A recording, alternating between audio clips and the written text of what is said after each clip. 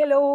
എല്ലാവർക്കും സംശയമുള്ള ഒരു ഏരിയ ആയിരിക്കും നോൺ കോപ്പറേഷൻ മൂവ്മെന്റിലെ അഥവാ നിസ്സഹകരണ പ്രസ്ഥാനത്തിലെ ബോയ്ക്കോട്ട് ആയിട്ടുള്ള കാര്യങ്ങളും കൺസ്ട്രക്റ്റീവ് ആയിട്ടുള്ള കാര്യങ്ങളിലെ നമുക്കറിയാം. Non corporation movement Gandhiji lead ചെയ്ത നോൺ കോപ്പറേഷൻ മൂവ്മെന്റ് അതിന്റെ വർഷം നോക്കണം, അതിന്റെ ബാക്ക്ഗ്രൗണ്ട് നോക്കണം.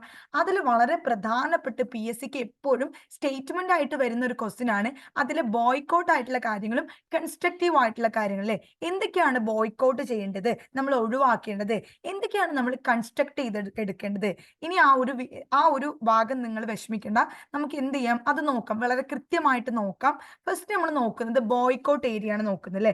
എന്തൊക്കെയായിരുന്നു നോൺ കോപ്പറേഷൻ മൂവ്മെന്റിൽ നമ്മളോട് ബോയ്ക്കോട്ട് ചെയ്യാൻ പറഞ്ഞിട്ടുണ്ടായിരുന്നത് അല്ലെ, ബോയ്ക്കോട്ട് അല്ലെ, ഒഴിവാക്കാൻ പറഞ്ഞിട്ടുണ്ടായിരുന്നത്.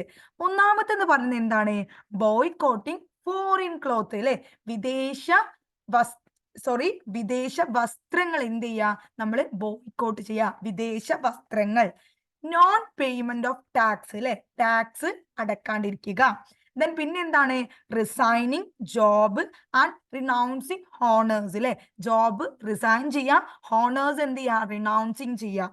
ദെൻ അടുത്തത് എന്താണ്, ബോയ്ക്കോട്ടിങ് കോർട്സ്, കോടതികൾ എന്ത് ചെയ്യുക, ബഹിഷ്കരിക്കുക. അപ്പോ വിദേശ വസ്ത്രങ്ങൾ, കോടതികൾ ബഹിഷ്കരിക്കുക, ടാക്സ് അടക്കാണ്ടിരിക്കുക, ജോബുകൾ റിസൈൻ ചെയ്യുക, ഹോണേഴ്സുകൾ ബഹുമതികൾ റിനൗൺസ് ചെയ്യുക.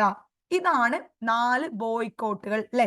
ബോയ്ക്കോട്ടിങ് ഫോറിൻ ക്ലോത്ത് ബോയ്ക്കോട്ട് ചെയ്യുക, കോടതികൾ ബോയ്ക്കോട്ട് ചെയ്യുക, ടാക്സ് അടക്കാണ്ടിരിക്കുക, ജോബുകൾ റിസൈൻ ചെയ്യുക, ഹോണേഴ്സുകൾ റിനൗൺസ് ചെയ്യുക.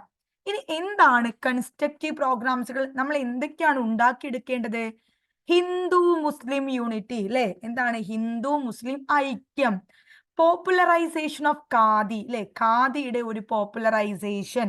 ദെൻ മൂന്നാമത്തെ എന്താണ്, ഇറാഡിക്കേഷൻ ഓഫ് അൺടച്ചബിലിറ്റി അല്ലെ, അൺടച്ചബിലിറ്റി ഇറാഡിക്കേറ്റ് ചെയ്യുക, ഒഴിവാക്കുക.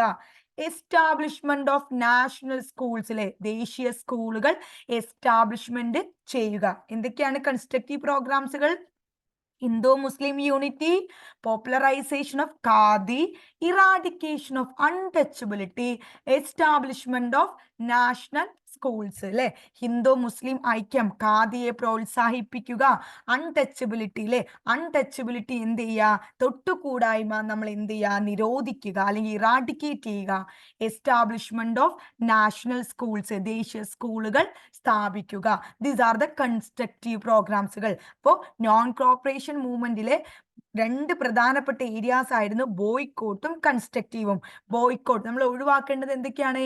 ഫോറിൻ ക്ലോത്ത് ഒഴിവാക്കുക, കോടതി ഒഴിവാക്കുക, ജോബുകൾ റിസൈൻ ചെയ്യുക, ഓണേഴ്സുകൾ എന്ത് ചെയ്യുക, റിനൗൺസ് ചെയ്യുക, ടാക്സ് അടക്കാണ്ടിരിക്കുക. എന്തൊക്കെയാണ് നമ്മൾ കൺസ്ട്രക്ട് ചെയ്തെടുക്കേണ്ടത്, നമ്മൾ എന്തൊക്കെയാണ് കൂട്ടേണ്ടത്?